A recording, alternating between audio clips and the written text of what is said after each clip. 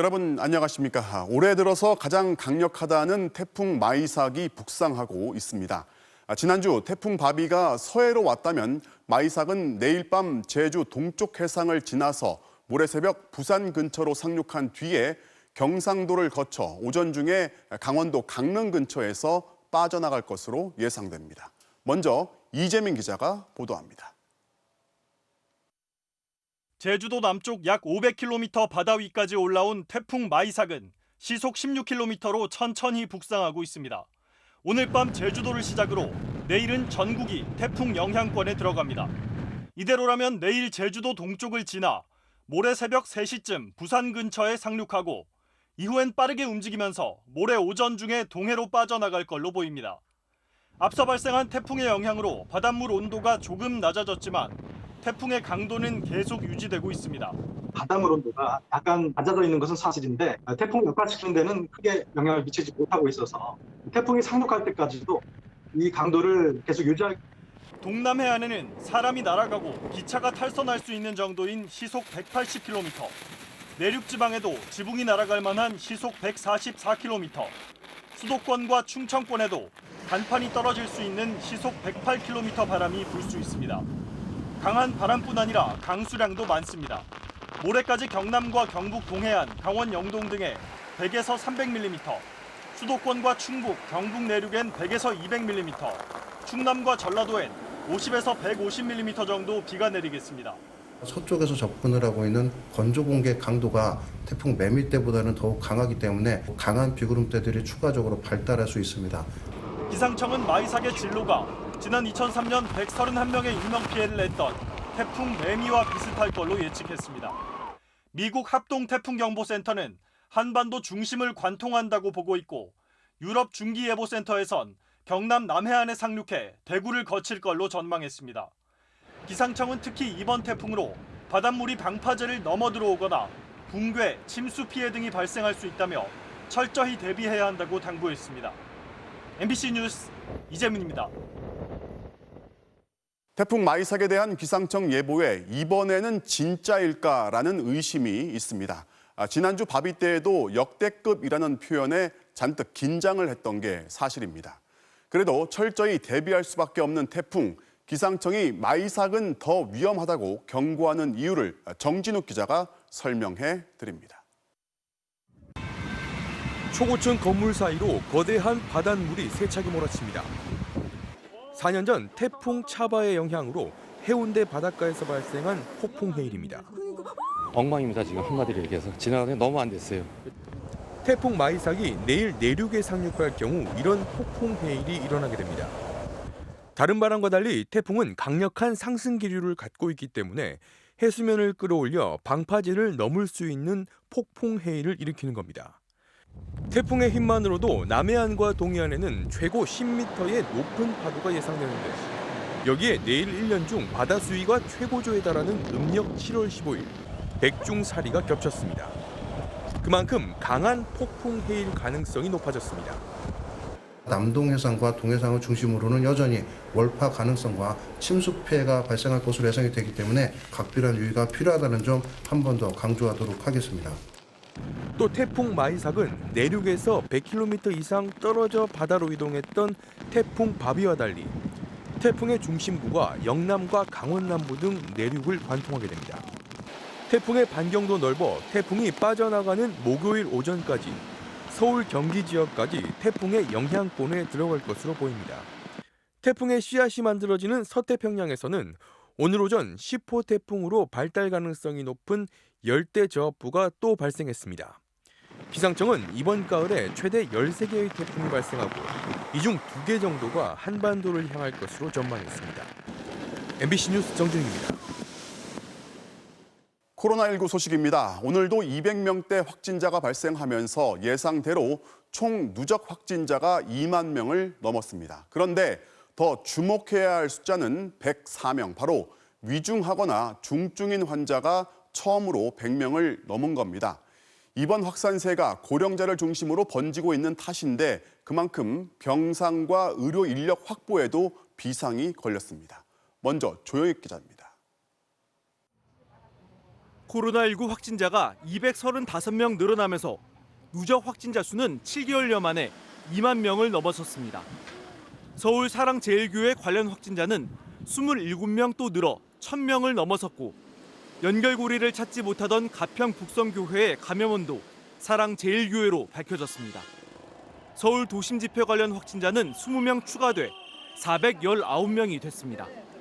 김포공항 특수경비원 8명도 확진 판정을 받아 코로나19는 안전지대 없이 계속 확산 중입니다. 다만 사흘째 200명대를 유지하고 있고 다소 줄어드는 모습도 계속 보이고 있습니다. 방역당국은 사회적 거리 두기를 강도 높게 진행한 효과가 나타나고 있는 걸로 분석했습니다. 국민 여러분들의 노력 덕분에 거리 두기 노력의 성과가 일부 보이고 있습니다. 그러나 지금 상황이 위험한 고비의 시작일지 한가운데일지 장담하기 어렵다며 방역의 긴장을 늦춰서는 안 된다고 강조했습니다. 나 하나쯤 설마라는 방심과 거짓말이 이웃의 일상을 중지시키고 사회적 부담을 증가시키고 있습니다. 특히 인공호흡 장치가 필요하거나 폐렴 증상을 보여 산소 치료를 받는 위중증 환자는 급속히 늘어나고 있습니다. 지난달 18일까지만 하더라도 위중증 환자는 9명으로 한 자릿수에 그쳤지만 불과 2주 만에 11배 넘게 치솟아 104명을 기록했습니다. 신규 확진자 3명 중 1명 이상이 60대 이상의 고령자라는 점이 위중증 환자 증가세에 영향을 미쳤습니다.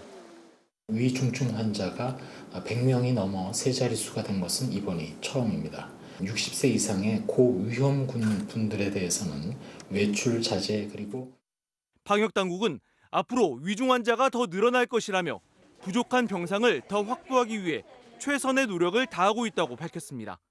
MBC 뉴스 조영익입니다. 울산에서는 마스크 없이 화투를 치다 집단 감염이 발생했습니다. 지금까지 7명인데 모두 60대 이상의 고령자입니다. 코로나19 밀폐된 공간에 모여서 무엇을 하든 감염시킬 수 있다는 게 이렇게 매일 증명되고 있습니다. 유희정 기자가 취재했습니다. 지난달 25일 울산 남구의 한 주택에 60에서 80대 노인 6명이 모여 함께 화투를 쳤습니다. 이때 이미 한 명은 코로나19에 감염된 상태였는데 마스크도 쓰지 않고 함께 화투를 치다 5명 중 4명에게 바이러스를 전파시켰습니다. 그런데 이렇게 감염된 노인 4명 가운데 1명이 이틀 뒤인 지난달 27일 저녁 지인의 집에 가서 또다시 마스크도 쓰지 않은 채 화투를 쳤습니다. 다음 날 새벽까지 화투를 쳤다고 하는데 여기서 2명이 추가로 감염됐습니다. 화투를 치다 현재까지 모두 7명이 확진된 건데 밤새 이어진 화투 모임엔 이들 외에도 16명이 더 있었던 것으로 방역당국은 파악하고 있습니다. 당국은 특히 나이가 많게는 84살에 이르는 노인들이 밀폐된 공간에서 오랜 시간 가까이 모여 앉아 화투를 친 것을 감안하면 확진자는 더 나올 것으로 우려하고 있습니다. 공간은 아주 밀폐된 공간이 있을 것이고 또 더우니까 에어컨도 좀 켰을 것이고 어르신이 대부분입니다. 진술도 정확하지 않습니다. 이들이 고령인 터라 당시 상황을 정확하게 기억하지 못하고 있고 화투를 친 주택 내부엔 CCTV도 없어 방역당국은 동선과 접촉 정도를 파악하는 데 어려움을 겪고 있습니다. 방역당국은 실내 공간에 많은 사람이 모이는 것은 그 자체로 코로나19 감염의 주된 위험 요인이라며 여러 사람이 모이는 행위 자체를 자제해달라고 요청했습니다. MBC 뉴스 유희정입니다.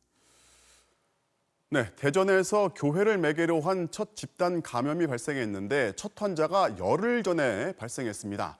하지만 자신이 교인이라는 걸, 교회는 또 우리 신도라는 걸 이제껏 숨겨왔다가 모두 14명이 확진됐습니다. 자꾸만 숨기는 게 뭔가 당당하지 못해서인지 아니면 방역에 혼선을 주려는 의도인지 당국이 수사를 통해서 밝혀내기로 했습니다. 김태욱 기자입니다. 어젯밤 목사를 시작으로 하루 만에 9명의 확진자가 쏟아진 순복음 대전 우리교회. 폐쇄된 교회 시설은 물론 인근 상점가에도 긴급 방역이 이루어졌습니다. 광복절인 지난달 15일 이 교회 목사 부부가 인천의 한 기도회에 참석했다 1차 감염된 것으로 추정됩니다. 서해로 교회가 또 있어요. 저기 평택에. 그쪽도 난리가 났는데 그 멤버도 거기에 있었고 증상이 있었는데 8월 15일 날 모여서 기도회를 했대요. 다음 날 남편인 목사는 대전에 내려와 대면 예배를 진행했는데 신도 25명이 참석했습니다. 해당 목사는 이틀 뒤부터 오한과 근육통 증상이 나타나고 교인들까지 잇따라 확진됐지만 방역당국에 이를 숨겨왔습니다. 대면 예배 일주일도 되지 않아 교인 2명이 하루 간격으로 확진됐고 며칠 뒤엔 목사 부인까지 확진 판정을 받았습니다. 하지만 확진 판정을 받고도 교인들은 대면 예배에 참석했던 사실을 숨겼고 목사 부인은 주소지가 인천시로 돼 있어 방역 대상에서 빠졌습니다. 어제서야 인천시에 통보를 받고 교인들을 전수검사했더니 교회 안에서만 11명, 가족 등 N차 감염까지 합치면 모두 14명의 집단 감염이 확인된 겁니다. 역학조사 당시에는 오래전부터 교회를 안 나갔다고 진술을 하였습니다. 좀 더 조사가 필요하겠지만 허위 진술이 있었다면 역학조사 방해 혐의로 고발 조치하도록 하겠습니다. 확진자가 급증하면서 현재 대전에는 중증 환자 병상이 하나도 남지 않은 데다 의료계 파업으로 치료 인력까지 부족한 상황. 엎친 데 덮친 격으로 교회발 집단 감염까지 확인되면서 방역당국은 초비상입니다. MBC 뉴스 김태욱입니다. 사랑제일교회를 방문했다가 자가격리 대상이 된 미래통합당 민경욱 전 의원이 격리 기간 중 무단 이탈한 혐의로 고발을 당했습니다. 이때 광화문 집회까지 참석을 했던 건데요. 민 전 의원은 음성 판정이 나왔는데 격리를 왜 하냐면서 오히려 반발했습니다. 남효정 기자가 취재했습니다. 지난달 12일 서울 성북구 사랑제일교회에서 첫 확진자가 나왔습니다. 하루 만에 확진자가 13명으로 늘어나 비상이 걸린 방역당국은 교인과 방문자 명단 확보에 나섰습니다. 서울시가 검사를 받고 자가격리를 하라고 지난달 14일 문자를 보낸 대상은 4천여 명. 이 가운데는 전 미래통합당 의원 민경욱 씨도 포함됐습니다. MBC 취재 결과 민 전 의원은 첫 확진자가 나온 그날 사랑제일교회를 방문해 방명록에 이름과 전화번호 등을 남긴 것으로 확인됐습니다. 사랑제일교회 관련자에게 통보된 자가격리 기간은 지난달 13일부터 27일까지 2주간이었습니다. 당연히 자가격리 받으셔야 된다고 해놨죠. 진단검사 및 자가격리 의무 이행 명령이죠. 광화문 집회를 사흘 앞둔 시점에 사랑제일교회를 찾은 민 전 의원. 그는 자가격리를 통보받은 바로 다음 날 광화문의 모습을 드러냈고 도심 곳곳을 누볐습니다. 4.15 부정선거는 단군 이래 최대 규모의 최첨단 디지털 범죄였다. 검찰은 주동자를 엄중 처벌하라. 민 전 의원은 이후에도 소재 파악을 위한 지자체의 연락을 한 번도 받지 않았다고 합니다.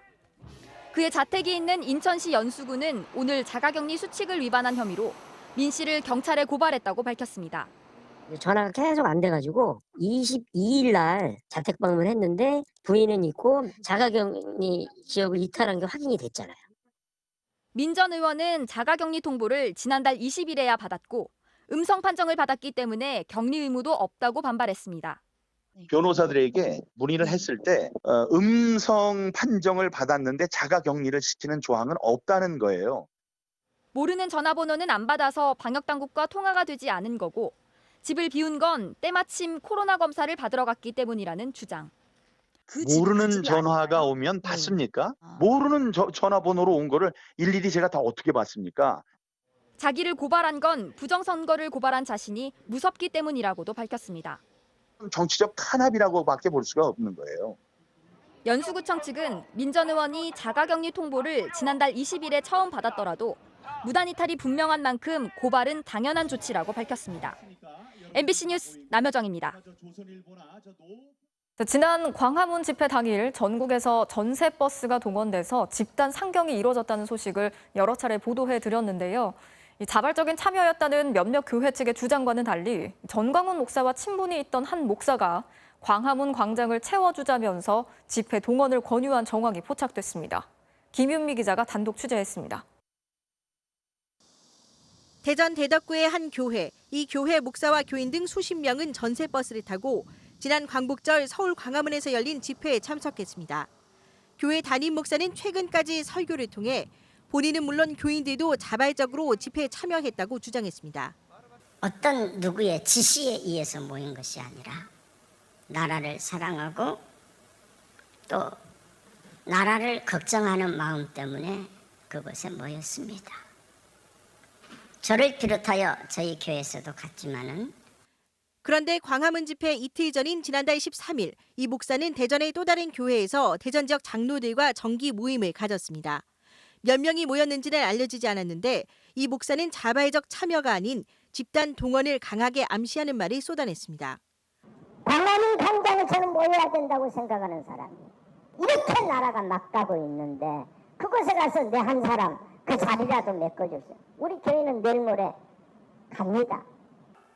집회 장소인 광화문 광장을 직접 거론하며 한 사람 자리를 메꿔주자며 집단 동원을 권유한 겁니다. 이들 장로들은 개신교에서 목사를 도와 교회 운영에 참여하는 가장 높은 교인 직급으로 교회 내 영향력이 매우 높습니다.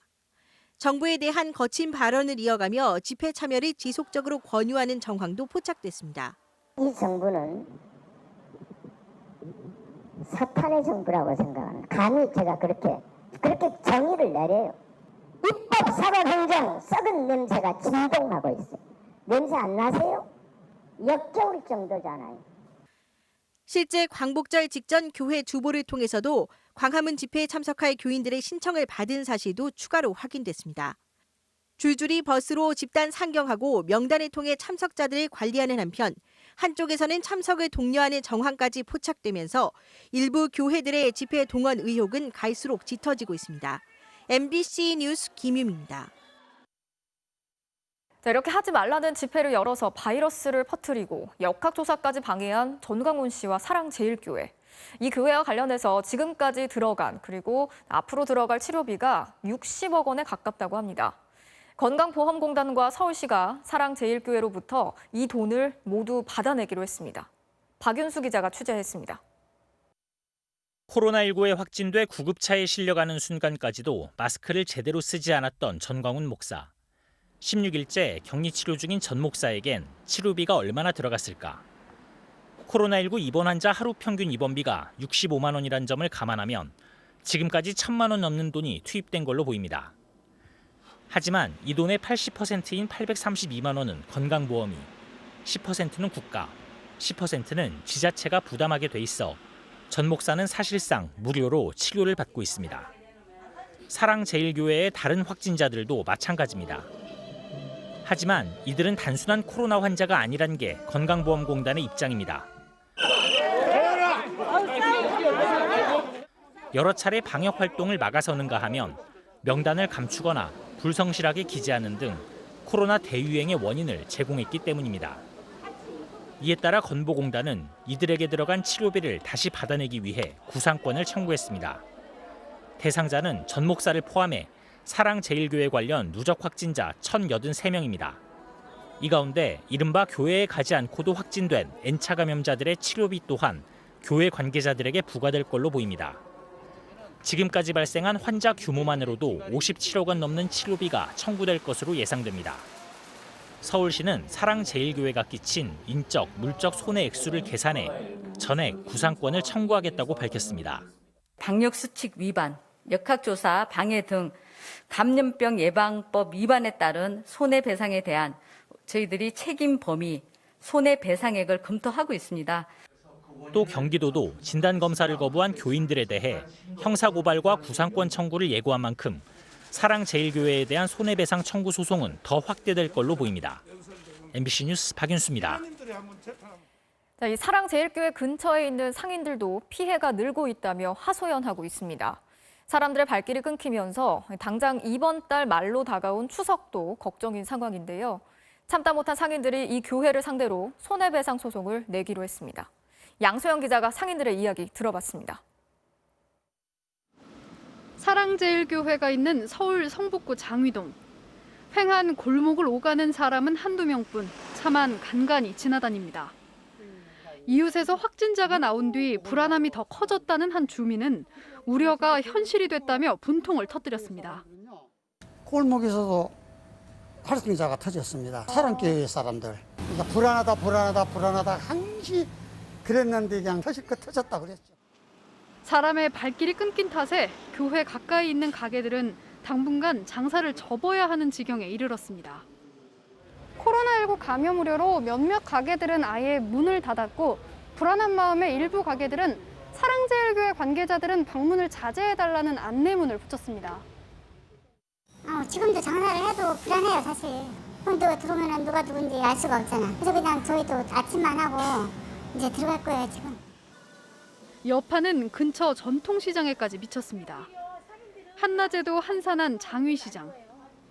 이 동네에서 40년 가까이 장사를 해온 배경자 씨는 지금만큼 어려운 적은 없었다며 속상해했습니다. 다 차려놓고 사람이 오더랐는데 그러면 화 안 나갔어요. 지금 여기 서 있는데 한 사람이나 붙어. 나물은 그냥 쉬어버려, 내놓기만 하면. 이거 못 팔면 버려야 돼. 이 상황이 언제까지 이어질지 가늠할 수 없는 지금. 이달 말로 다가온 추석 대목이 걱정입니다. 굶어 죽어요. 지금 하루에 40만 원씩 깨먹어요. 하루라도 빨리 이제 얼마 있으면 추석인데 어떻게 물건을 준비해야 돼? 이런 게. 결국 장위시장의 상점 60곳을 포함해 인근 상점 130여 곳의 소상공인들은 오는 10일까지의 손해액을 산정해서 사랑제일교회를 상대로 손해배상 청구 소송을 진행하기로 했습니다. 이 와중에도 사랑제일교회 변호인단은 오늘 기자회견을 열고 K방역은 사기극이라며 국민소송을 추진하겠다고 밝혔습니다. MBC 뉴스 양소연입니다. 의사 정원 확대와 공공의대 설립에 반대하는 전공의들의 집단 휴진이 출구를 찾지 못하고 있습니다. 정부가 정책 추진을 이미 중단한 채 다시 협의하자는 입장을 거듭 밝혔는데도 정책 철회를 문서로 보증하라면서 사실상 대화를 거부하고 있는 상황인데요. 이들의 의사 자격 박탈을 요구하는 청와대 청원도 계속되고 있습니다. 이 소식은 신정현 기자가 취재했습니다. 전공의와 전임의 의대생들이 함께 구성한 비상대책위원회 기자회견. 지역 간 의료 격차는 의사수의 증원이나 공공의대 같은 정부 정책으로 풀 수 없다며 의료 수가, 그러니까 진료비를 더 올려야 한다고 주장했습니다. 지역 간 의료 격차는 지역 의료 시스템의 정비와 인프라 확충, 지역 수가 개선을 통해 해결해야 합니다. 그러면서 의대 정원 확대와 공공의대 설립, 한방 첩약 급여화, 비대면 진료 육성 등 정부의 4대 정책을 철회하라고 요구했습니다. 하지만 정부는 들어주기가 불가능한 요구라고 설명했습니다. 한방 첩약 건강보험 시범 적용은 국민건강보험법에 따른 의결기구가 정한 사안이라 정부가 철회하는 건 위법하고 공공의대 설립은 국회가 결정할 내용이지 행정부 권한 받기라고 선을 그었습니다. 또 의대 정원 확대는 정부가 이미 정책 추진을 멈추고 모든 가능성을 열고 협의하자고 여러 차례 제안한 상태입니다. 정부에게 권한을 넘어서거나 위법적 권한을 행사하는 것을 요청하는 것인지 의사수 확대만을 문제 삼는 것인지 전공의 단체의 분명한 입장 정리가 필요합니다. 정세균 국무총리가 단 한 명의 의료인 처벌도 원치 않는다며 대화를 거듭 강조했지만 전공의들은 무조건 원점 재검토라는 단어를 정부가 서면으로 못 박아야만 병원으로 돌아가겠다는 입장을 고수하고 있습니다. 환자 피해가 속출하고 있는 가운데 청와대 국민청원에는 의사들의 집단 휴진이 명백한 의료 테러라며 이들의 의사 자격 박탈을 요구하는 글이 한 달 새 50건 넘게 올라왔습니다. MBC 뉴스 신정현입니다.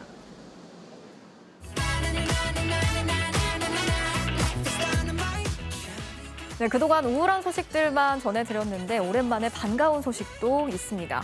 세계적인 그룹으로 자리 잡은 방탄소년단이 또 한 번 한국 가요사의 새 역사를 썼는데요. 신곡 다이너마이트가 빌보드 싱글 차트 1위를 차지했습니다. 이렇게 앨범이 아닌 노래 한 곡으로 정상을 차지한 건 이번이 처음인데요. 그러니까 쉽게 얘기하면 이 노래를 전 세계 사람들이 가장 많이 들었다는 뜻이기도 합니다. 박소희 기자가 전해드리겠습니다.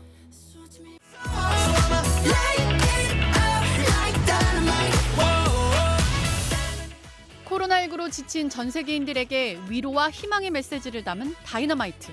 방탄소년단은 더 많은 사람들과 나누고 싶다며 경쾌한 선율의 모든 가사를 영어로 불렀습니다. 누군가에게 작은 위로가 되었으면 하는 마음에 발표한 곡이었는데 다이너마이트는 제목처럼 폭발적인 출발을 했습니다. 지난달 21일 음원 발매 직후 104개 국가 아이튠즈 순위 1위에 올랐고 뮤직비디오는 공개 첫날 1억 명이 넘게 보며 24시간 최다 조회수를 기록했습니다. 4일 만에 2억 뷰까지 돌파해 역시 역대 최단 기간 기록을 갈아치우더니 음원 발매 일주일 만엔 빌보드 핫백 차트 1위까지 차지했습니다. 우리나라 가수로는 최초입니다. 빌보드 핫백은 실시간 음원 재생 실적과 판매량, 라디오 방송 횟수를 종합해 가장 인기 있는 노래 순위를 집계합니다. 그동안 음반 판매량 기준인 앨범 순위에서는 빌보드 정상에 오른 국내 가수가 여럿 있었지만 비영어권의 보수적인 미국 라디오 방송의 벽 때문에 단일 노래로는 2012년 싸이가 세운 강남스타일이 7주 연속 2위에 오른 게 최고 기록이었습니다. 네, 목표가 뭐냐는 질문을 받을 때면 이제 핫백 차트 1위를 하고 싶다라고 말하곤 했었는데요. 꿈이 현실되니까 기분이 매우 좋습니다. 미 경제지 포브스가 방탄소년단을 업계 지배자라고 부르는 등 외신들의 찬사가 쏟아졌고 문재인 대통령도 코로나19 국난으로 힘들어하는 우리 국민들께 큰 위로가 될 것이라며 축하 인사를 전했습니다. 전문가들은 무엇보다 BTS의 인기가 단발성이 아니라는 점에 주목하고 있습니다. 계속 순위를 올려왔어요. 60위권에서 다시 10위권으로 8위까지. 단발이 아니라 앞으로도 계속 상위권에 진출하는 좋은 곡을 내줄 수 있다는 그런 얘기거든요. 더 좋은 음악으로 계속 승부를 걸어야죠. 하반기엔 멤버들이 주축이 돼 제작하는 새 앨범을 공개할 예정입니다. MBC 뉴스 박소희입니다. 자, 이렇게 또 한 번 K-팝의 새로운 역사를 쓴 방탄소년단. 이런 한류 연예인들의 지속적인 활동을 위해서 군 입대와 관련된 대책이 필요하다는 이야기가 계속해서 나왔었죠. 정부 여당이 구체적인 대책 마련에 들어간 것으로 확인됐습니다. 이 문화적, 경제적 기여도가 높은 대중문화예술인의 경우에 입영 연기 대상에 포함시키는 방향으로 병역법 개정이 추진되고 있습니다. 최경재 기자가 단독 취재했습니다. BTS의 멤버들은 가장 나이가 어린 한 명을 빼고는 모두 대학원에 재학 중이거나 진학을 앞두고 있습니다.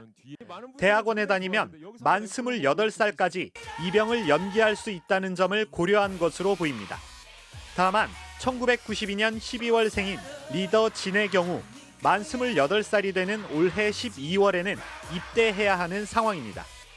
현행 병역법은 고등학교 이상 학교에 다니는 학생과 사법연수원 같은 연수기관의 연수생, 그리고 체육 분야 우수자에 대해서만 입영 연기를 허가하고 있습니다.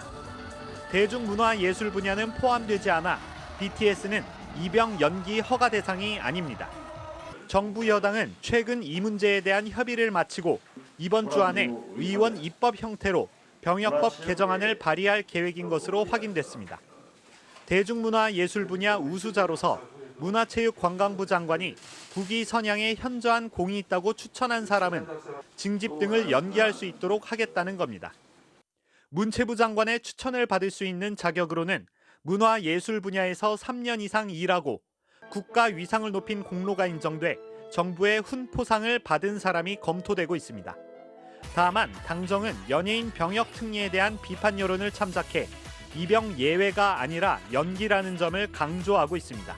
병역 연기는 면제나 특례와는 전혀 다른 문제입니다. 20대에 꼽힐 수 있는 직종, 이런 새로운 직종에는 입영을 연기할 수 있는 권리가 주어져야 합니다.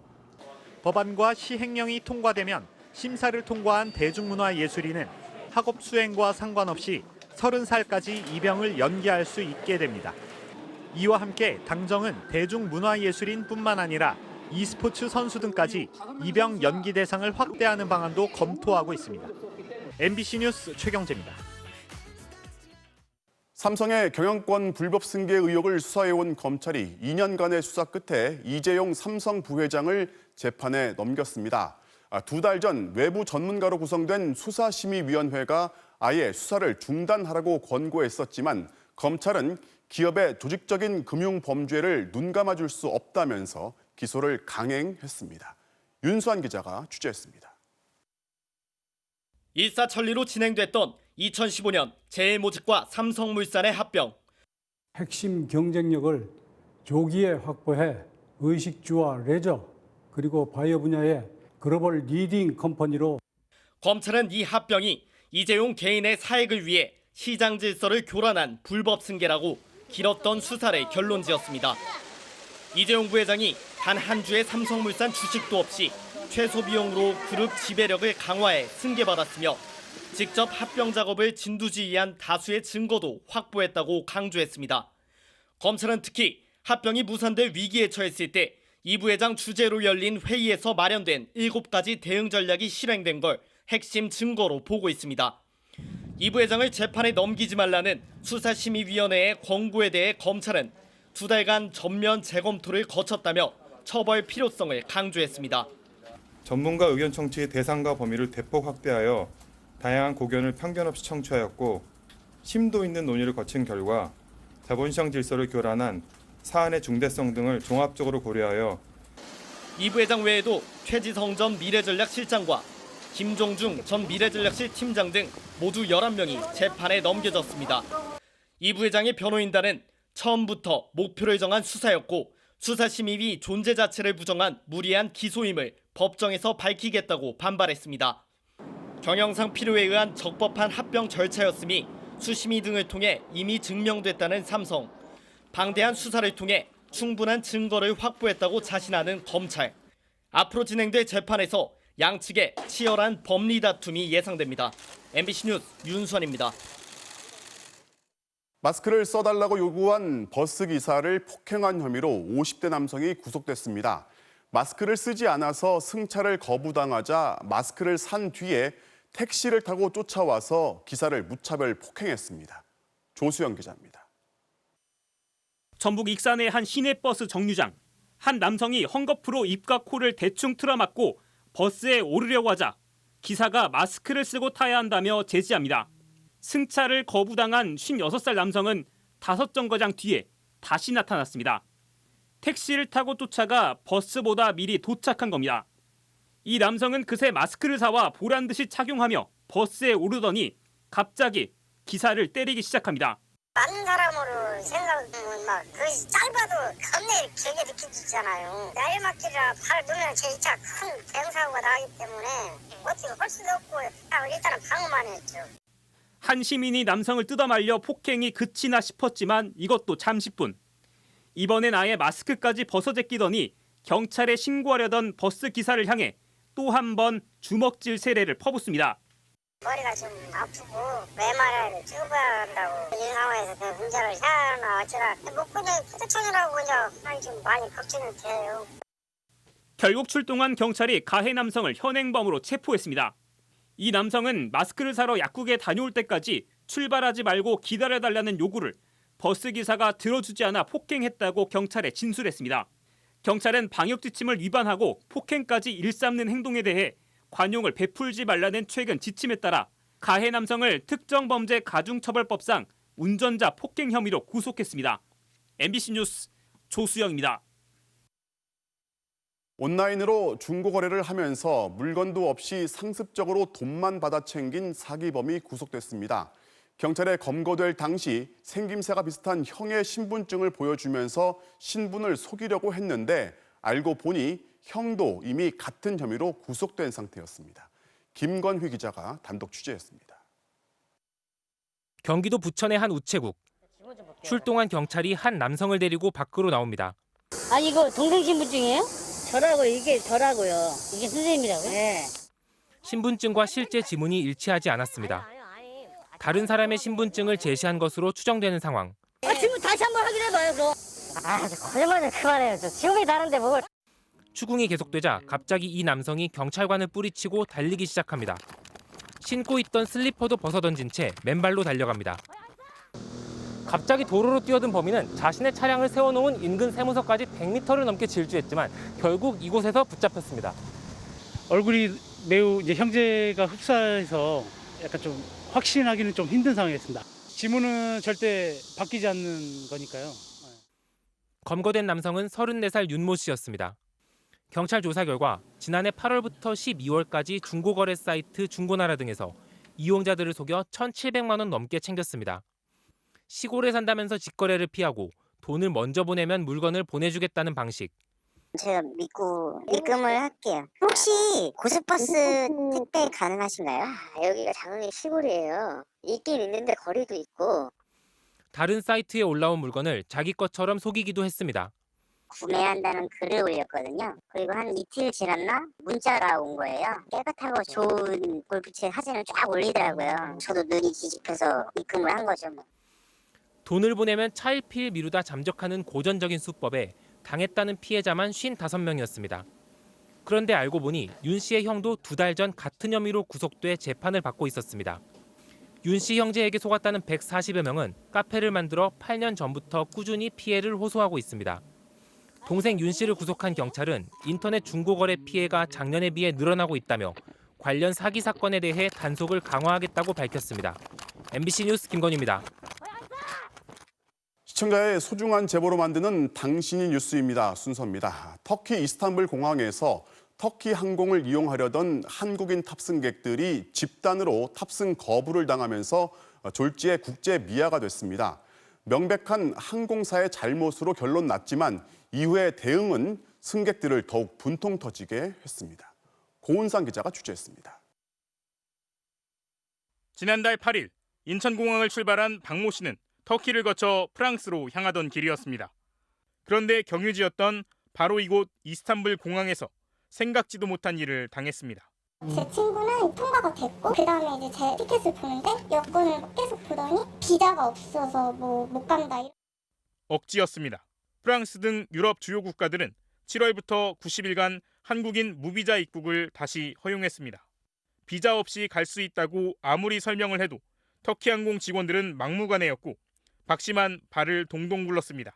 완전 지옥 같았죠. 막 울고 있는데 터키 사람들이 니하오 이러면서 같이 사진 찍어달라고 그러고 오히려 인스타그램 아이디 알려달라고 그랬다니까요. 항공사 직원이? 네, 직원이에요. 터키와 프랑스 주재 한국 공관에도 혹시나 도움을 청했지만 항공사 결정이라 어쩔 수 없다는 말만 들었습니다. 결국 왕복 비행기표는 날렸습니다. 자비로 한국행표를 사서 이틀 뒤 귀국한 박 씨는 프랑스에 있어야 할 그 시간에 자가격리를 당해야 했습니다. 네덜란드 교민 김모 씨도 문제의 바로 그 공항에서 제동이 걸렸습니다. 네덜란드 이민국 사이트에도 보면은 비자가 없이 네덜란드로 들어올 수 있는 국가 리스트가 코리아가 적혀 있고 그거를 보여줬음에도 그들은 아무도 관심 있게 본 사람이 없었고 거세게 항의하자 터키항공은 뒤늦게 잘못을 인정했습니다. 하지만 20시간 동안 공항에서 오도 가도 못한 뒤였습니다.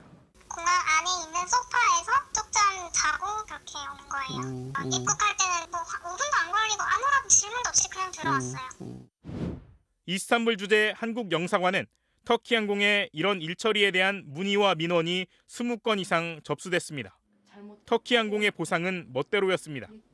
수십 차례 이메일을 보내자 처음에는 마일리지로 쓴다 그랬어요. 이 항공이 저한테 이런 식으로 했는데 어떻게 이 항공을 다시 이용을 해요. 나중엔 환불과 비즈니스표 한 장으로 해결하자는 답이 돌아왔습니다. 일단 고객 실수라고 버티는 건 기본. 법적 대응을 하겠다고 하자 3주 만에 60만 원 정도의 현금 보상을 하겠다는 경우도 있었습니다. 도대체 왜 그랬는지 묻는 MBC의 질문에 터키항공 측은 아무런 답변을 하지 않았습니다. 이스탄불 주재 한국 영사관은 터키항공 측에 피해 재발이 없게 해달라고 공식 항의했습니다. MBC 뉴스 고은상입니다. 정부가 2021년 나라 살림의 규모를 556조 원 규모로 꾸렸습니다. 지금은 코로나19를 상대로 한 전시 상황이라면서 역대 최대 규모의 예산을 투입해서 빨리 이겨내야 한다는 게 정부의 단호한 입장입니다. 이 거대한 예산을 어디에 어떻게 사용할 건지 노경진 기자가 설명해 드립니다. 정부는 내년도 예산으로 555조 8천억 원을 편성했습니다. 올해 본 예산보다 8.5% 많은 역대급 확장 재정입니다. 반면 내년 정부의 총 수입은 0.3% 증가한 483조 원에 그칠 전망입니다. 이렇게 되면 수입보다 지출이 73조 원 많아져 적자 재정은 더 확대됩니다. 나라 빚은 더 늘어 내년 GDP 대비 국가 채무 비율은 46.7%로 예상됩니다. 물론 다른 나라들도 코로나 위기로 역대급 확장 재정을 펴고 있고 우리 국가 채무 비율 OECD 평균에 비해 여전히 절반 수준으로 낮은데요. 문제는 증가 속도입니다.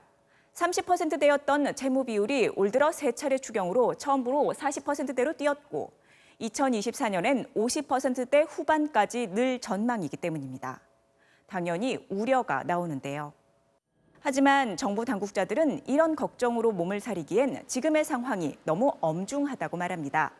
수출과 내수, 우리 경제를 받치는 두 축이 모두 흔들리고 있고 자영업자를 시작으로 구성원들의 삶이 발밑부터 무너지고 있는 만큼 지금 상황은 전쟁과 다름이 없다는 겁니다. 지금과 같은 방역 경제 전시 상황에서는 일시적인 채무와 적자를 감내하면서라도 재정에 요구되는 역할을 충실히 실행하는 것이 코로나 위기를 조기에 극복하고 선도국가로 성큼 다가가는 지름길이라고 생각했습니다. 가계, 기업, 정부, 경제의 세 주체 가운데 두 주체가 심각한 타격을 입은 이때에 돈을 풀어 구성원들을 연명시키고 경제를 돌아가게 할 주체는 정부가 유일합니다. 다만 확장 재정 자체가 그 역할을 하는 건 아닌 만큼 정부가 적재적소에 예산을 쓰는지, 전시성, 선심성 사업으로 돈이 새지는 않는지, 그리고 일자리 사업 등에 쓰인 돈이 자칫 단기 성과에만 그쳐 우리 경제 회생의 기회로 이어지지 못하는 것은 아닌지 들여다보고 또 들여다봐야 할 겁니다. MBC 뉴스 노경진입니다. 오늘 주식 시작은 상장을 앞둔 카카오게임즈의 공모주 청약으로 종일 술렁였는데요. 신청이 폭주하면서 시스템까지 느려지는 소동 끝에 첫날인 오늘만 16조 원이 몰렸습니다. 문제는 청약 방식이 기관이나 돈이 많은 사람들한테만 유리해서 개미들에겐 그저 그림의 떡이라는 지적입니다. 김민찬 기자가 취재했습니다. 오늘 낮 서울 여의도의 한 증권사 객장. 아침부터 밀려든 고객들로 빈자리를 찾을 수 없습니다. 예상 대기 시간만 1시간 40분. 오늘부터 이틀간 진행하는 카카오게임즈 공모주 청약에 투자자들이 몰린 겁니다. 저금리 시대니까 일단 갖고 있는 가용한 금액이 있으니까 그거를 일단 투자하려고요. 워낙 투자처가 많지 않으니까. 아무것도 모르고 하는 거예요, 그냥. 나 5만 주 이거 그 이자가 한 푼도 없잖아요. 준비한 청약 자금은 기본이 억 단위. 1억 800 있으시니까 이만큼만 가능하시다는 거잖아요. 9천 주 해드렸어요. 온라인 신청까지 폭주하면서 한때 일부 증권사 시스템에 문제가 생겨 청약이 중단되는 일까지 벌어졌습니다. 카카오게임즈의 공모가는 2만 4천 원. 이미 장외에서 6만 원에 거래되다 보니 최소 2배는 오를 거라는 기대감에 16조 원 넘는 돈이 몰렸습니다. 첫날인 오늘 경쟁률만 427대 1.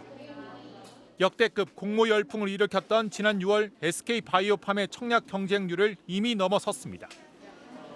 하지만 이렇게 해도 개미들이 몇 주나 손에 쥘 수 있을지는 미지수입니다.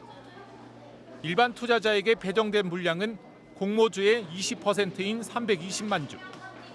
청약 증거금을 많이 넣을수록 주식을 더 받는 방식이다 보니 몇 배씩 오를 게 확실한 경쟁률 높은 공모주는 소액 투자자에겐 그림의 떡일 수밖에 없습니다. 카카오게임즈의 청약 경쟁률은 1000대 1이 넘을 수도 있는데 이럴 경우 1억 원을 넣어도 받는 주식은 8주에 불과합니다. 막대한 현금 동원력이 있는 자산가들에게만 유리한 구조인 겁니다. 소액 투자자들한테는 위축이 되죠. 대박이긴 한데 해봤자 몇 주밖에 못 받으니까 처음부터 김이 빠지는 거죠. 공모주 배정 방식이 불공정하다는 지적이 계속되자 금융당국도 제도 개선에 나섰습니다. 그 거액 투자가만 금액에 따라 배정하는 부분이 조금 그 소액 투자한테 불리한 부분이 있어서 그 부분을 조금 고쳐보려고. 금융위는 돈 많은 사람이 여러 계좌로 공모주를 청약하는 걸 막는 한편 소액 청약자들을 위해 추첨 배정하는 방식도 검토 중인 것으로 전해졌습니다. MBC 뉴스 김민찬입니다. 국내 산업용 마스크 업계 1위 회사가 코로나19 사태를 틈타서 이른바 무자료 마스크 수십만 장을 불법 유통했다는 의혹이 제기됐습니다. 이 무자료 마스크는 생산과 판매 기록 없이 전액 현금으로 거래가 됐는데요. 경찰은 이 회사가 탈세는 물론이고 최소 수억 원의 비자금을 조성했다는 혐의에 대해서 본격 수사에 착수했습니다. 임병찬 기자가 취재했습니다. 지난 3월 경기도 광주의 한 마스크 공장. 캄캄한 밤 시간, 출고를 앞둔 마스크가 상자째 줄지어 쌓여 있습니다. 상자를 열자 KF94 마스크가 나오는데 도브 마스크라는 상표가 적혀 있습니다. 도브 마스크는 연매출 100억 원대의 국내 산업용 방진 마스크 1위 회사입니다. 이 마스크를 유통시킨 도매업자는 MBC 취재진과 만나 이 제품들이 생산과 판매 기록이 전혀 없는 무자료 마스크라고 폭로했습니다. 소득세나 부가가치세를 내지 않고 그냥 거래를 한다는 내용이잖아요. 그러니까 간단하게 마스크 자체를 자료 없이 나라에다가 세금 신고를 하지 않고 나한테 팔아달라고 판 거고. 당시는 마스크 대란으로 공적 마스크 제도가 도입된 직후였습니다. 마스크 10,000장 이상을 판매할 때는 식약처의 승인을 받아야 했습니다. 하지만 이 업자는 3월에서 4월 사이 도부 마스크로부터 무자료 마스크를 대량으로 넘겨받았다고 합니다. 40만 장 7억 원어치. 이 가운데 10만 장 넘게 팔았는데 전액 현금 거래였다고 합니다. 물건을 먼저 갖다 놓고 갖다 준 물건을 판매가 되면 우리는 계좌로 받을 거 아니에요? 은행에서 출금해가지고 5만 원짜리로 바꿔가지고 갖다 주는 거죠. 이 업자는 또 불법 거래에 개입한 다른 도매업자가 또 있었다고도 밝혔습니다. 우리 말고도 파는 사람이 여럿 있었어요. 내가 아는 사람들만 했을 때도 한 100억 돈 되는데. 전국적인 마스크 부족 사태 속에서 수백만 장을 몰래 만들어 뒷거래를 통해 막대한 현금을 챙겼다는 주장입니다. 지난 4월 미처 팔지 못한 마스크를 쌓아둔 현장이 식약처에 적발됐을 때는 꼬리 자르기를 요구받았다고 합니다. 증명할 거 아무것도 없다. 이렇게 해주셔야지만 저희까지 안 따고 들어오는 대표님 선에서 그냥 잘라주셔야 되는 상태예요, 이건. 수사가 진행될 경우 경영진 보호가 최우선 과제였다는 설명입니다. 그러면 솔직히 마지막 답은 이거예요. 내가 횡령, 담당자가 횡령. 방법은 그거밖에 없는 거죠. 대표나 회장님은 모르셨다. 경찰은 도부 마스크에 대한 수사에 착수했습니다. 물가안정법 위반 혐의입니다. 경찰은 무자료 거래로 확보된 현금 수억 원이 비자금으로 활용됐다는 의혹도 포착하고 동시에 수사를 진행하고 있습니다. 이에 대해 도부 마스크 측은 무자료 마스크를 판매한 적이 없으며 해당 유통업자와의 통화 내용은 개인적 친분으로 조언을 해준 것일 뿐이라고 관련 의혹을 부인했습니다. MBC 뉴스 임명찬입니다. 지난해 한 탈북 여성이 정보사령부 간부들에게 상습 성폭행을 당했다면서 국방부에 고발장을 냈습니다. 그런데 수사를 맡은 군 검찰은 수사를 10달이나 끌다가 어제서야 불구속 기소를 했는데요. 이 과정에서 피해 여성은 2차 가해로 인해 괴로워하다가 자살 시도까지 했습니다. 이남호 기자가 취재했습니다. 탈북 여성 이은지 씨는 지난 2018년 5월부터 9개월 동안 지속적으로 성폭행을 당했습니다. 가해자로 지목된 건 이 씨에게 북한 관련 정보를 탐문하던 국군 정보사령부 간부들. 성폭행으로 이 씨는 2차례 임신을 했고 낙태를 강요받았습니다.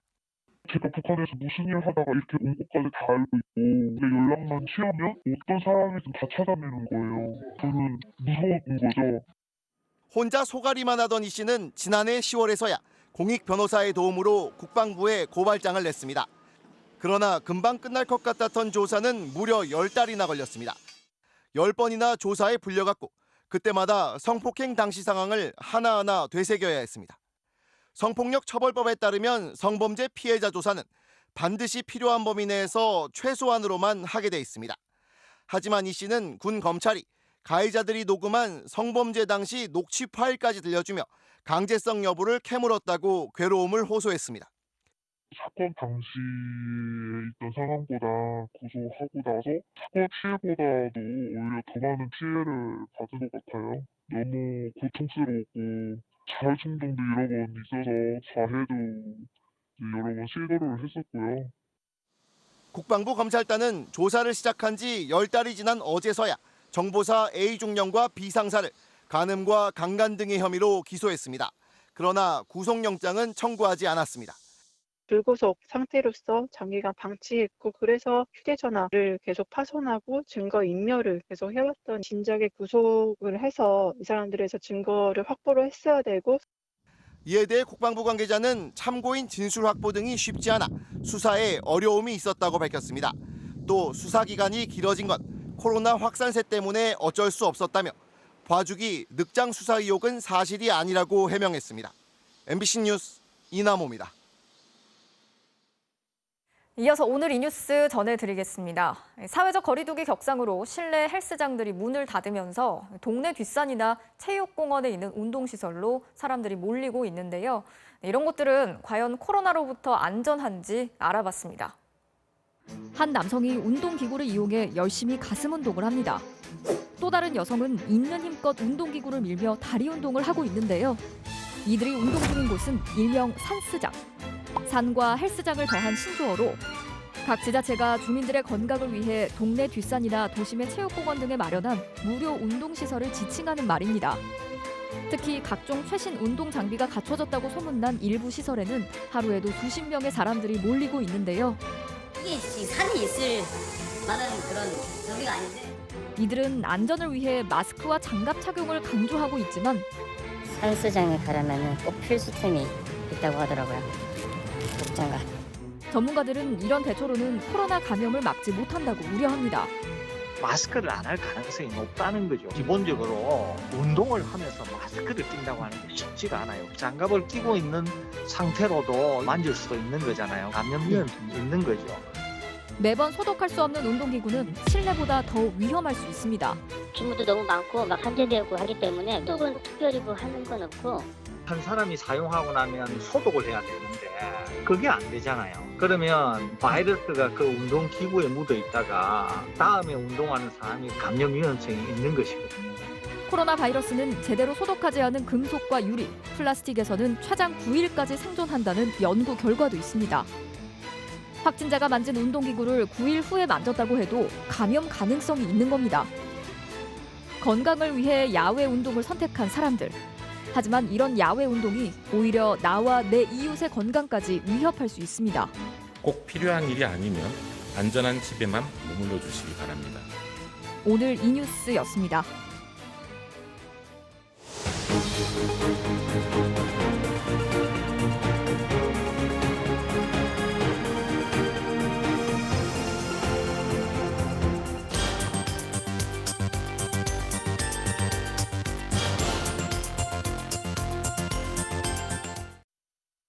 더불어민주당 이낙연 대표와 미래통합당 김종인 비대위원장이 당의 대표로 처음 만났습니다.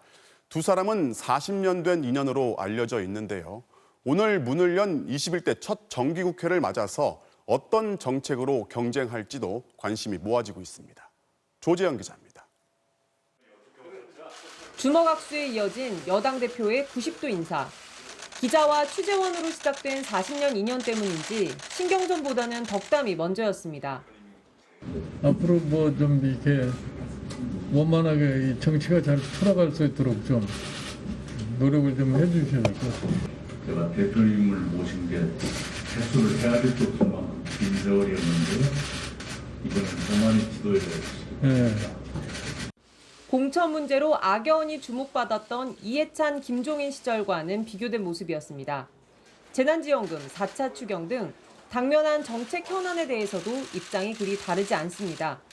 김종인 비대위원장이 4차 추경을 빨리 해서 경제적 약자를 선별적으로 지원하자고 하자 이 대표도 4차 추경이 불가피하다고 화답해 논의가 속도를 낼 것으로 보입니다. 하지만 협치에 대해선 원칙은 공감하면서도 그 내용에선 양보 없이 팽팽했습니다. 의회 모습이 좀 종전과는 좀 다른 형태를 보이기 새로이 여당 대표를 선출이 되었기 때문에 여러 가지 정치 상황이 조금 바뀔 수도 있다고 난 생각을 해요. 금년 개원 협상 과정에서 두세 달 동안 겪었던 우여곡절을 또 반복하는 것은 지금 그럴 겨를이 없다 생각을 합니다. 법사위를 포함한 상임위원장을 일부 돌려줄 수 있냐는 김 위원장의 타진을 이 대표가 완곡하게 거절한 겁니다. 이 대표는 정의당과 열린민주당, 국민의당 등 원내정당 대표들도 잇따라 만났습니다. 심상정 대표와는 전국민 고용보험을, 최강욱 대표와는 권력기관 개혁을, 안철수 대표와는 과거 전남지사 공천 인연을 언급하며 거리 좁히기에 나섰습니다. 이런 가운데 국회는 정기국회 개회식을 열고 국회 윤리특위 설치 안건 처리를 시작으로 100일간의 대장정을 시작했습니다. MBC 뉴스 조재영입니다. 늦은 밤 관광지를 돌면서 이렇게 상습적으로 난폭 운전을 벌인 일당이 붙잡혔습니다. 생명을 위협하는 위험천만한 운전으로 주민들은 불안에 떨어야 했습니다. 정영민 기자가 취재했습니다. 늦은 밤 경남 사천의 한 삼거리. 승용차 한 대가 도로 위로 미끄러져 내려오더니 중앙선을 침범해 어디론가 사라집니다. 잠시 뒤 삼거리에 나타난 또 다른 수용차. 이번엔 굉음을 내며 360도 회전을 시작합니다. 타이어가 탈 정도로 시커먼 연기를 낸 뒤에도 이른바 드리프트로 불리는 360도 묘기 운전은 계속됐습니다. 소음이 제일 심하죠, 소음이. 차를 일반 차도 아니고 레이싱카도 애들이 다 기동을 해가지고 수십 대가 와가지고 막 그렇게 하니까 뭐 위험하기도 하고. 폭주 운행은 여기서 그치지 않았습니다. 수용차 넉 대가 헤드라이트만 켠 채 앞이 보이지 않는 내리막길을 빠른 속도로 내달립니다.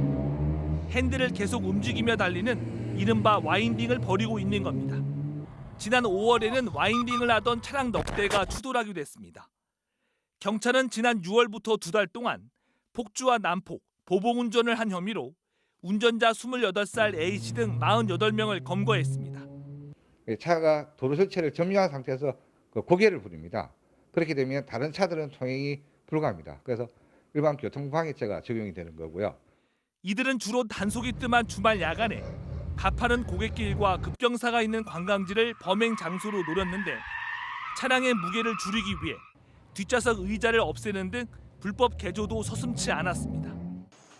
경찰은 검거된 운전자들 외에도 인터넷에 추가 폭주 영상들이 올라오고 있다며 영상에 등장하는 운전자 10여 명을 추적하고 있다고 밝혔습니다. MBC 뉴스 정영민입니다. 중국이 관영 매체 CCTV의 영어 채널 진행자를 보름 넘게 구금하고 있습니다. 중국계 호주인이라는 점 때문에 보복 차원에서 벌인 일이 아니냐 이런 추측을 낳았는데 중국이 오늘 구금 사실을 공식 인정하면서 호주에 대한 불편한 감정도 드러냈습니다. 베이징 김희용 특파원이 이 소식 취재했습니다. My name is Cheng Lei. I'm a TV anchor based in Beijing, China. Currently, I'm the anchor for the Global Business Show on CGTN. 최근까지는 그랬습니다. 중국계 호주인인 청레이는 중국 CCTV의 영어 채널인 CGTN의 프로그램 진행자였지만 지금은 방송사 홈페이지에서조차 얼굴과 이름이 사라졌습니다. 그녀의 과거 방송을 검색하려 해도 해당 화면이 존재하지 않는다는 안내 문구만 나옵니다. 트위터 역시 지난달 12일 게시물을 마지막으로 새로운 글이 올라오지 않고 있습니다. 호주 외무장관은 청레이가 지난달 14일부터 2주 넘게 중국 당국에 의해 구금돼 있다고 인정했지만 이유는 밝히지 않았습니다. 호주 매체들은 중국이 유명 앵커 구금이라는 충격적인 조치를 한 배경엔 최근 악화일로에 있는 양국 간의 갈등과 무관치 않을 것이라 해석했습니다. Maybe an element of tit for tat may well be that she's a victim of higher politics. 중국은 오늘 구금 사실을 인정했습니다. 그러면서 건건이 미국 편을 들고 있는 호주에 대한 노골적인 반감을 숨기지 않았습니다. 我们不会像有些国家迫于他盟友的压力，就以法律的名义去行非法之事。 실제로 호주는 지난 4월 코로나19의 발원지를 조사하자며 중국을 정면 겨냥했는데 당시 호주 일간지는 중국의 최고 상징인 휘장을 코로나19 바이러스 돌기로 그려넣는 모욕을 중국에 안겼습니다. 일찌감치 중국 통신장비업체 화웨이를 자체 인프라 사업에서 배제했고 홍콩 보안법 반대 성명, 또 남중국해에서 미국이 주도하는 군사훈련에 참가하는 등 중국과 각을 세워왔습니다. 중국은 호주산 쇠고기 수입 금지 조치에 이어서 호주 관광과 유학 자제 권고, 지난주엔 호주산 와인에 대한 반덤핑 조사로 대응했습니다. 앞서 캐나다가 화웨이 멍완조우 부회장을 체포하면서 중국과의 갈등이 본격화된 데 이어서 이번엔 청레이가 호주와 중국 간의 갈등을 증폭시키는 상징적 인물로 등장하게 됐습니다. 베이징에서 MBC 뉴스 김희용입니다.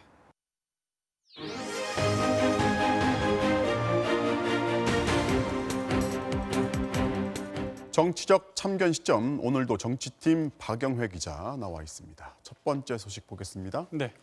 철없는 이재명, 철 들겠다, 발끈인데, 자, 이재명 경기지사가 이제 2차 재난지원금 관련해서 발언하는 걸 두고서 야당 의원이 철이 없다 이렇게 말했는데 또 이걸 이제 홍남기 경제부총리가 동조를 하면서 지금 정치권 안팎으로 좀 시끄럽죠. 네, 어제 국회 예산결산특별위원회에서 통합당 이미자 의원의 질의 과정에서 나온 답변인데요. 네. 그 질의응답 과정부터 먼저 보시죠. 네. 이재명 도지사께서는 전 국민 30만 원씩 50번, 100번을 줘도 재정 건전에서 우려할 필요가 없다라는 얘기를 하시는데 50회 같으면은 몇 조입니까? 50회 같으면 750조죠, 750조. 이재명 지사의 의견에 대해서 어떻게 생각하십니까? 책임 없는 발언입니다. 그렇죠? 네. 아주 철없는 얘기죠? 그렇죠? 예, 저는 그렇게 생각합니다. 지시 잘못하면 국민들에게 좀 오해의 소지를 줄 수 있는 발언이고요. 근데 그런 분이 지금 대통령 선호도는 1위입니다. 참 걱정입니다. 자, 이제 이 철이 없다 이런 말이 이제 인신 공격성으로 들릴 수 있는데 이거를 이제 현 정부 인사가 동조를 한 모양새가 됐단 말이죠. 네. 자, 그러니까 이 지사가 이제 그럼 철이 들겠다 이렇게 반응했어요. 네, 이재명 지사는 즉각 페이스북에 존경하는 부총리께서 철없는 얘기라고 꾸짖으시니 그럼 자신이 철이 들도록 노력하겠다 이렇게 맞받았습니다. 네. 그러면서 사사건건 발목을 잡고 왜곡을 일삼는 통합당이야 그렇다 쳐도 정부의 책임자가 국정동반자 경기도지사의 인터뷰를 확인도 안 한 채 비난하신 건 당황스럽다고 반박을 했습니다. 네. 그러니까 자신의 인터뷰 취지가 왜곡돼 있다는 건데요. 그렇다면 원래 인터뷰는 어떤 내용이었고 또 오늘 나온 홍남기 경제부총리의 해명까지 이어서 직접 들어보시죠. 네. 100만 원 정도를 나눠서 한 2번 정도 몫은 남겨놓고 지금 지급하자는 게 제 제안이고요. 제가 단언하는데 이 30만 원 정도 지급하는 거 50번, 100번 해도요. 서구 선진국의 국가 부채 비율에 도달하지 않습니다. 그만한 여력이 있어서 지원은 된다는 취지로 저도 잘 알고 있습니다. 제가 어때요? 경기도지사에게 철이 있다 없다에 대해서 얘기를 하겠습니까? 책임 측면에서 조금. 네, 이재명 지사는 전 국민에게 30만 원 정도 줄 여력은 충분하다는 걸 강조했다는 건데요. 네. 경제수장 입장에서는 조금 판단이 달랐던 것 같습니다. 이 2차 재난지원금 문제 당정이 조만간 가닥을 잡을 것 같습니다. 네, 다음 소식 보겠습니다. 장관 9달째인데 아직 추미애 청문회. 자, 추미애 법무장관이 국회에 오기만 하면은 야당 의원들이 맹공격을 해요. 네, 오늘도 이 추미애 장관 아들의 군대 휴가 문제를 둘러싼 공방 계속됐습니다. 직접 들어보시죠. 네. 휴가가 곧 종료되는데 통원과 입원이 아닌 집에서 쉬면서 회복하려 한다. 병가 처리해 줄 수 있느냐. 보좌관이 이렇게 전화를 한 사실은 맞습니까? 그런 사실이 있지 않고요. 다 그렇게- 중이기 때문에 네. 수사하면 명명백백 밝혀질 거 아니겠습니까? 휴가 기록이 전혀 없는 것도 다 확인을 했습니다. 장관님, 서모 씨의 휴가가 적법한 겁니까? 일부 행정 처리나 이런 것들을 정확하게 장관님, 답변 간단히 합시다. 아니, 그 기록이 없다니까요. 보좌관이 개입을 했다는 의혹 제기가 있었지만 추미애 장관이 그런 건 사실이 아니라고 일축을 했고요. 군대에서 이 휴가에 대한 행정 처리, 서류 처리가 제대로 되지 않았다는 점은 오늘 새롭게 또 드러났습니다. 자, 지금 이제 아들 관련 의혹이 이제 추 장관 인사청문회 때부터 나왔던 얘기인데 이게 네. 지금 9달 됐단 말이죠. 지금 야당 의원들이 지금 뭔가 좀 원하는 답을 지금 아직 못 들은 것 같아요. 네, 더군다나 추미애 장관 특유의 절대 물러서지 않는 대답 태도, 답변 태도 역시 이 공방을 더욱 거세게 만들고 있는데요. 최근 있었던 설전의 일부를 들어보시죠. 네. 아들 수사건하고 관련이 있는 거 아닙니까? 소설을 쓰신 우리 소설가입니까 국회의원들이? 질문도 질문 같은 질문을 하세요. 하십시오. 검찰에서 하십시오. 아니, 법무부 장관은 수사를 하는 사람이 아니죠. 수사 구체적 기획반 발동을 하세요. 네, 검찰개혁의 선봉에 서 있다 보니 야당의 집중 표적이 돼 있는 추미애 장관, 이 청문회와 사실상 청문회와 다를 바 없는 이 공방이 질질 끌어서 결국 정기국회까지 이어지면서 오는 가을 국정감사에서도 최대 이슈 중 하나가 될 것 같습니다. 네, 오늘은 여기까지 듣겠습니다. 지금까지 박영회 기자였습니다.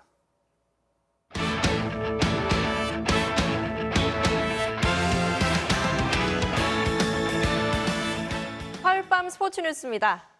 템파베이 최진만 선수가 현역 최고 투수 게리 콜을 또 무너뜨렸습니다. 홈런과 안타에 전타석 출루까지. 이 정도면 확실한 천적 맞네요. 손장훈 기자입니다. 게리 콜만 만나면 방망이가 뜨거워지는 최진만. 오늘도 첫 타석부터 홈런을 폭발시켰습니다. Home run for Choi here. Continues to fare extremely well in his matchups against Cole. 게리 콜을 상대로 시즌 2번째이자 통산 3번째 홈런. 기술적인 타격으로 담장을 넘겨버렸습니다. 3회 158km의 강속구를 받아쳐 또 안타. 게리 콜은 크게 흔들리기 시작했습니다. 세 번째 타석에선 최진만에게 볼넷을 허용한 이후 안타 2개와 몸에 맞는 공으로 한 점을 더 내주면서 5이닝 만에 강판됐습니다. 3억 달러의 사나이 게리 콜에게 지난달에도 홈런을 뽑았던 최진만은 통산 상대 전적 12타수 8안타에 홈런 3개로 확실한 천적임을 입증했습니다. 잘 모르겠고 집중하다 보니까 공에 좀 잘 맞은 것 같아요. 어떻게 보면 뭐 운이 좋았던 거다 생각하죠. 6회와 8회 각각 안타와 볼넷을 하나씩 추가한 최지만은 3안타 2볼넷, 5타석 전타석 출루로 올 시즌 최고의 경기를 펼쳤고 6연승을 달린 템파베이는 지구 2위 양키스를 4경기 반차로 따돌렸습니다. I don't understand how anybody hits Garrett Cole, to be honest with you. So, G-Man, he has had some good at-bats against him. 한편 신인왕 후보로까지 거론되고 있는 세인트루이스의 김광현은 내일 신시내티를 상대로 시즌 2승에 도전합니다. MBC 뉴스 손장원입니다. 고교 야구에 괴물 투수가 등장했습니다. 고등학교 1학년인데 190cm가 넘는 키에 150km대 빠른 볼을 장착한 심준석 선수인데요. 어제 탈삼진 12개로 덕수고의 협회장기 우승까지 이끌었습니다. 이명진 기자입니다. 덕수고와 세광고의 결승전. 덕수고 1학년 심준석이 깜짝 선발로 나섭니다. 장재영 선수가 그 이야기를 하더라고요. 나 1학년 때보다 훨씬 더 잘한다고. 장재영의 말은 빈말이 아니었습니다. 시작부터 삼진 퍼레이드가 펼쳐졌습니다. 때론 각도 큰 변화구로, 때론 구석을 찌르는 빠른 공으로 150km짜리 광속구까지 곁들이며 상대 타자들을 추풍 낙엽처럼 쓰러뜨렸습니다. 5회엔 3타자를 모두 삼진으로 잡아내는 등 6회까지 무려 12명을 삼진으로 돌려세우며 덕수고의 올해 첫 우승을 이끌었습니다. 처음에 올라가라고 하셨을 때 긴장도 살짝 됐지만 올라가서 잘 던질 자신이 있었던 것 같습니다. 이번 대회 6경기에 모두 등판해 3승. 고교 입학 이후 첫 출전한 대회에서 우수 투수상까지 거머쥔 심준석은 키 193cm에 몸무게 98kg, 150km대 광속구에 제구력까지 겸비하며 차세대 대형 투수의 등장을 알렸습니다. 고등학교 졸업할 때까지는 160을 한번 던져보고 싶습니다. 최선을 다해서 좋은 성과를 보여서 메이저리그를 가는 게 제 목표입니다. MBC 뉴스 이명진입니다. 프로야구 SK 염경엽 감독이 2달 만에 다시 현장에 복귀했습니다. 지난 6월이었죠. 경기 도중 갑자기 쓰러져 병원으로 실려갔던 염경엽 감독. 정확히 68일 만에 다시 제자리로 돌아왔습니다. 팀이 어려운 상황에 2달간 좀 공백을 만들어서 미안하게 생각하고 희망을 드릴 수 있는 그런 경기를 할 수 있도록 노력을 하겠습니다. 염 감독은 남은 기간 동안 중심 선수를 살려내 희망과 비전을 제시하겠다고 밝혔는데요. SK의 새로운 모습 기대하겠습니다.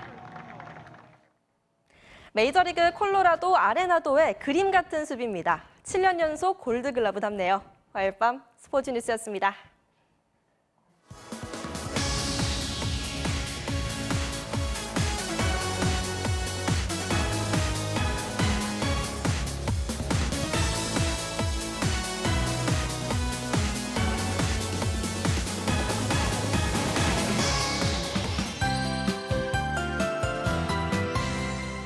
올해 최강 태풍으로 발달한 9호 마이삭이 오키나와 부근 해상을 지나 한반도를 향하고 있습니다.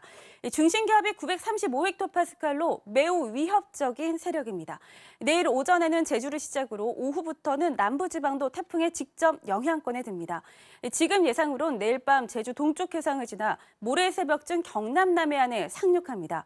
이후 동쪽 지역을 훑은 뒤 동해상으로 나갔다 다시 북한에 상륙할 텐데요. 태풍의 세력이 워낙 강해 서울 등 서쪽 지방도 시속 54km 이상의 강풍 반경 안에 들겠습니다. 이 태풍의 최성기 바로 지금입니다.